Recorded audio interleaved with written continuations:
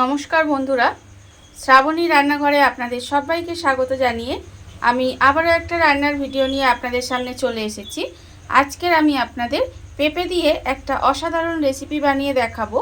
আশা করি আপনাদের ভালো লাগবে। তার জন্য কিন্তু আমার পুরো ভিডিওটা আপনাদের দেখতে হবে। তাহলে চলুন আজকের আমি এই পেঁপে দিয়ে কি বানাই সেটা আপনারা একবার দেখে নিন। পেঁপের এই রেসিপিটা করার জন্য প্রথমে আমি এখানে গ্যাসটা অন করে একটা কড়া বসিয়ে দিয়েছি। আর কড়ার মধ্যে আমি দিয়েছি বেশ কিছুটা জল। জলটা আমার গরম হয়ে গেছে। এবার আমি এর মধ্যে দিয়ে দেব পেঁপে। দেখুন এখানে আমি পেঁপেগুলোকে একটু পাতলা পাতলা করে কেটে রেখেছি, সেই পেঁপেগুলো আমি এর মধ্যে দিয়ে দিলাম। এখানে আমার একটা মাঝারি সাইজের পেঁপের অর্ধেকটা আছে, সেই পেঁপেটা আমি জলের মধ্যে দিয়ে দিলাম। এবার আমি ওই জলের মধ্যে দিয়ে দেব মুসুর ডাল।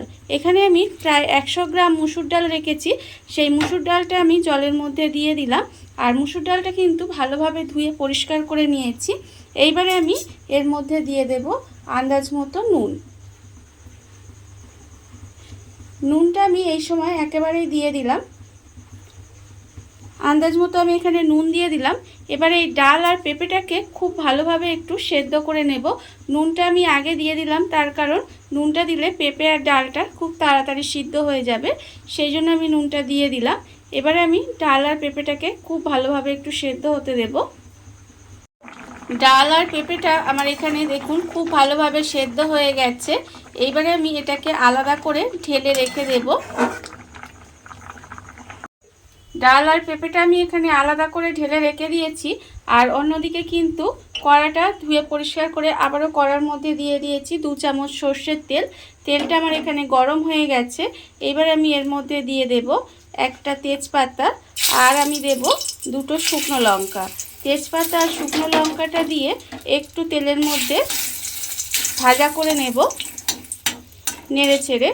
এবার আমি এর মধ্যে দিয়ে দেব অল্প সামান্য একটু গোটা জিরে। গোটা জিরে একটু ফোড়নে দিলাম, দিয়ে গোটা জিরেটাকেও একটু আমি নাড়াচাড়া করে নিয়েছি। এইবার আমি এর মধ্যে দিয়ে দেব টমেটো কুচি। এখানে আমি একটা ছোট্ট সাইজের টমেটো রেখে দিয়েছিলাম কুচিয়ে, সেই টমেটোটা আমি এখানে দিয়ে দিলাম। টমেটোটা দিয়ে এবারে তেলের মধ্যে একটু নাড়াচাড়া করে নেব। আর এই সময় কিন্তু আমি এর মধ্যে দিয়ে দেব হলুদ গুঁড়ো 1/2 চামচ আর জিরে গুঁড়ো 1 চামচ, সেটাও আমি এই তেলের মধ্যে দিয়ে দিলাম। দিয়ে এবারে সমস্ত কিছু আমি তেলের মধ্যে একটু কষিয়ে নেব। তেলের মধ্যে সমস্ত মশলাগুলো দিয়ে আমি একটু কষিয়ে নিয়েছি। দেখুন টমেটোটাও কিন্তু আমার বেশ নরম হয়ে গেছে। এবার আমি এই সময় দিয়ে দেব হিং। এখানে আমি অল্প সামান্য একটু হিং দিলাম। আর এই সময় আমি হিংটা দিলাম কারণ ফোড়নে হিংটা দিলে যদি পুড়ে যেত তাহলে কিন্তু গন্ধটা ভালো লাগতো না, তাই আমি এই সময় হিংটা দিলাম।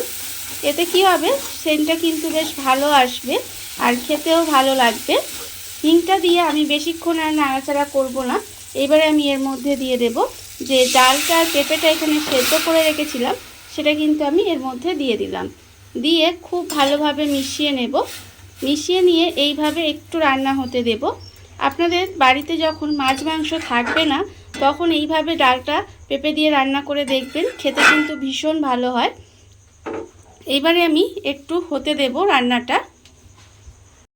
ডালটা আমি এইভাবে 5 মিনিট মতো একটু রান্না হতে দিয়েছিলাম। দেখুন ডালটা কিন্তু অনেকটাই ঘন হয়ে এসেছে। এইবারে আমি এর মধ্যে দিয়ে দেব অল্প সামান্য একটু চিনি। যেহেতু নিরামিষ রান্না সেই জন্য আমি এতে অল্প সামান্য একটু স্বাদের ব্যালেন্সের জন্য চিনি দিলাম। আপনারা যদি মনে করেন চিনি কিন্তু নাও দিতে পারেন। এবারে চিনিটা দিয়ে খুব ভালোভাবে মিশিয়ে দিলাম। এবারে আমি এর মধ্যে দেব কাঁচা লঙ্কা। এখানে আমি 4টে চেরা কাঁচা লঙ্কা দিয়ে দিলাম। দিয়ে আবারও কিন্তু খুব ভালোভাবে একটু মিশিয়ে নেব। মিশিয়ে নিয়ে এইভাবে আমি আবারও 5 মিনিট একটু রান্না করে নেব। আবারও আমি এইভাবে 5 মিনিট মতো একটু রান্না করে নিয়েছি। দেখুন রান্নাটা কিন্তু আমার প্রায় হয়ে গেছে। আর এটা কিন্তু খুব পাতলাও হয় না ডালটা, আর একদম যে ঘন হয় তাও হয় না, এরকম মিডিয়ামই কিন্তু ডালটা হয়। এটা আপনারা ভাত কিংবা রুটি যে কোনো কিছুর সাথেই কিন্তু খেতে পারবেন, খেতে ভীষণ ভালো হয়। রান্নাটা আমার হয়ে গেছে, এবার আমি গ্যাসটা অফ করে দেব। দেখুন বন্ধুরা বাড়িতে থাকা কত অল্প উপকরণ দিয়ে কত অল্প সময় কত সুন্দর একটা পেঁপের রেসিপি তৈরি হয়ে গেছে, আপনারা দেখতেই পেলেন। আর এই ভিডিওটা যদি আপনাদের ভালো লেগে থাকে, আপনারা যদি ফেসবুক থেকে দেখে থাকেন পেজটি ফলো করে দেওয়ার অনুরোধ রইল, আর যদি ইউটিউব থেকে দেখে থাকেন চ্যানেলটি সাবস্ক্রাইব করে নেওয়ার অনুরোধ রইল। তাহলে চলুন ভিডিওটা আমি এখানেই শেষ করছি। আপনারা সবাই ভালো থাকবেন, সুস্থ থাকবেন। আবারও হাজির হব নতুন কোনো রান্না নিয়ে।